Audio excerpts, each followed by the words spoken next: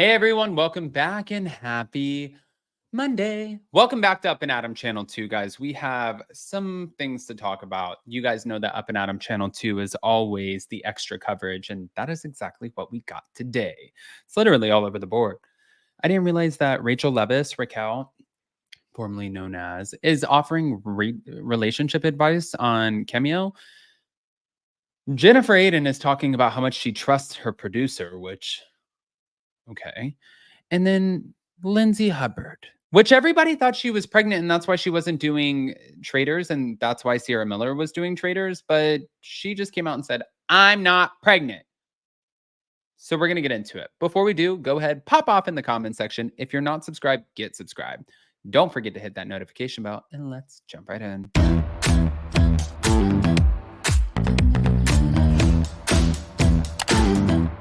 Cause no one can do it like we do it, like we do it, like we do it. Cause no one can do it like we do it, like we do it, like we do it.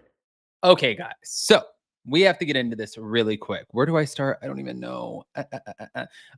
I'm going to start with Lindsay, just really quick. So thank you to Reality Blurb. Lindsay Hubbard addressed rumors of a Summer House cast pregnancy while appearing on a podcast on Tuesday. She also revealed details of a scene that was cut from season 8 and shared the one thing that Carl was concerned about after their split. Lindsay weighed in on her and Carl's biggest issues, reacted to his airing out of her finances, and commented on the latest show rumors. These rumors are insane. I'm not pregnant, and I was just with Amanda Batula in Portugal and Mexico. That's what she said on the Not Skinny But Not Fat. And she didn't mention any of the other women on the show. But while Carl was critical of Lindsay's handling of his return to Loverboy with Kyle Cook, Lindsay said that she had good reason for being concerned and wished more had been shown of their discussion at the alien party. I wish they didn't cut this out. He told me that it was the worst 4 years of his life, that it was so emotionally and physically draining on him, and that he needed the last 9 months to decompress from working at Loverboy for 4 years.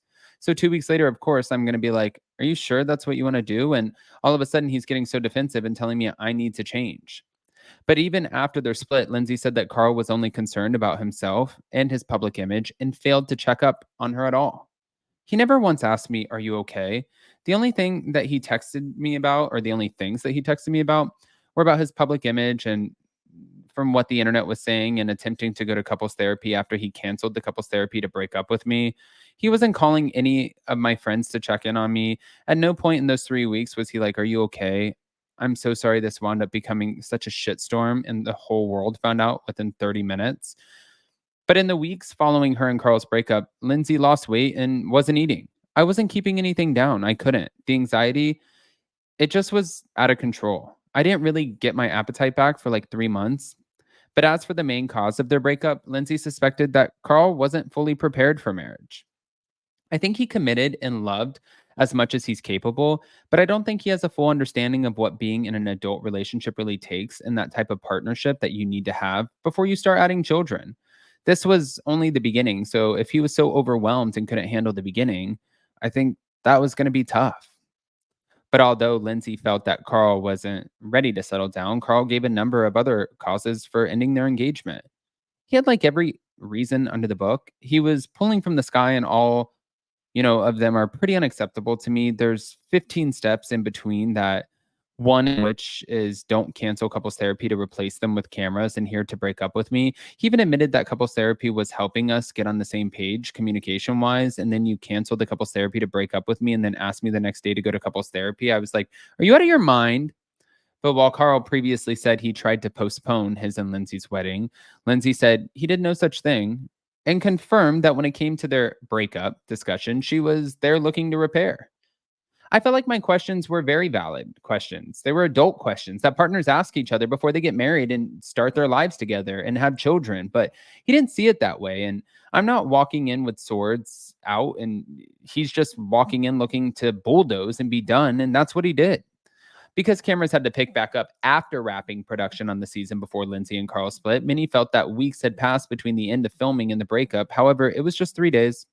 We left the Hamptons on Sunday. We got into a fight in the car on the way home, and he said some nasty things to me, and then we didn't talk for a couple of days. And the next thing you know, the producers were like, okay, we're coming to film. And I was like, What are we filming about? And they were like, you guys kind of left the house weird on Sunday, which was true.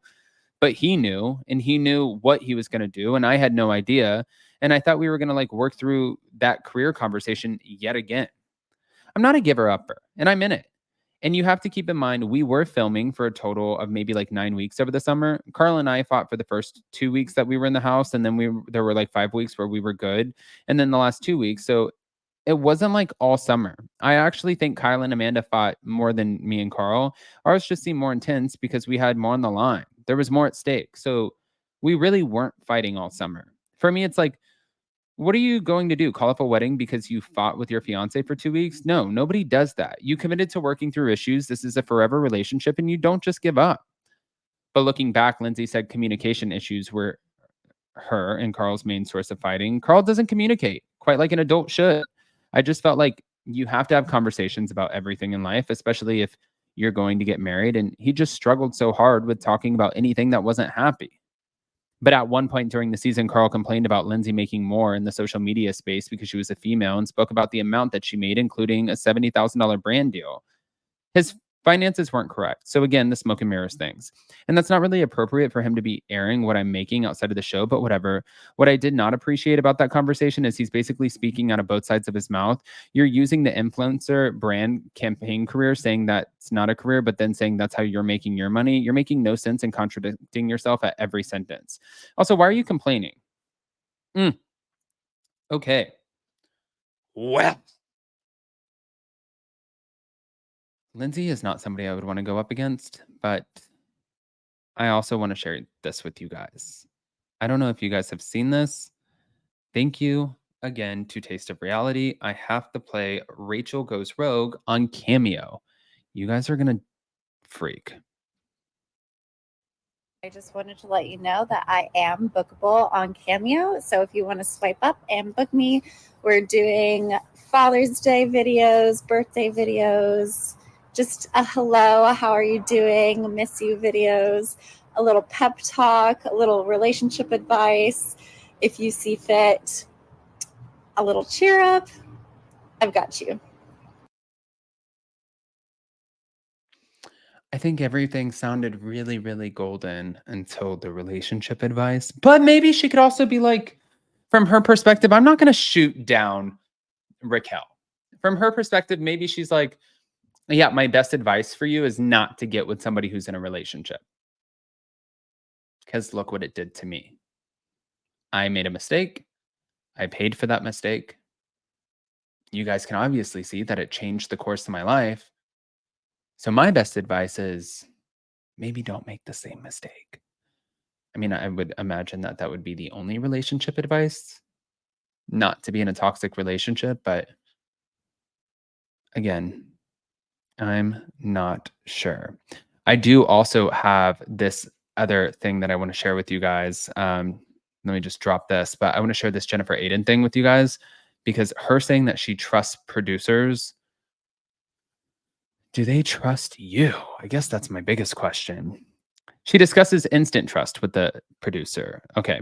So Real Housewives in New Jersey is going for the good feels with recent conversations between cast members and their producers. And it's almost like breaking the fourth wall so that viewers can see two people connected with the show who actually enjoy each other's companies. First, it was Rachel Fuda and her producer bonding over a shared IVF journey. Now Jennifer Aiden is sharing what bonds herself and her producer. Jennifer revealed that they shared heritage. Okay, they shared the same heritage, and that bonded them immediately. I feel like I loved you instantaneously. I know you as Sarif. It's a Turkish word. We say it to celebrate. The minute you find out someone's also from Turkey, it's like a simpatico right away.